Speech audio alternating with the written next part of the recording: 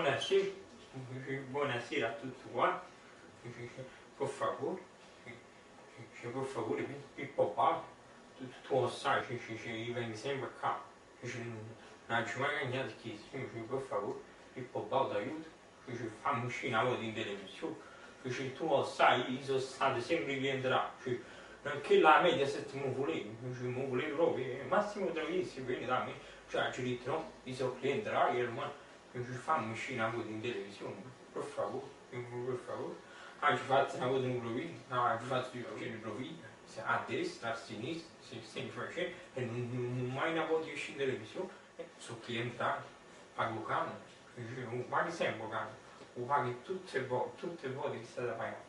Non c'è stato mai un anno che non ci fai educare. Tutti gli anni poi educando, fammi uscire in televisione.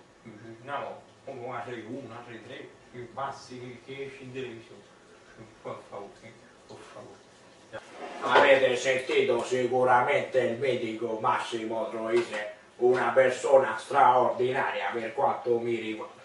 Vedo che la telecamera mi sta guardando. Io la stiamo vedendo, lei ci vede, mi raccomando, questo video deve andare sicuramente a cominciamo bene, se no, cari amici e caro amico Pippo, cominciamo male.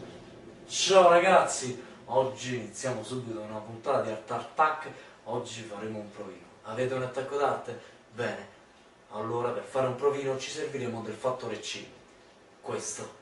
Ragazzi, il fattore C è un fattore molto importante per costruire un provino.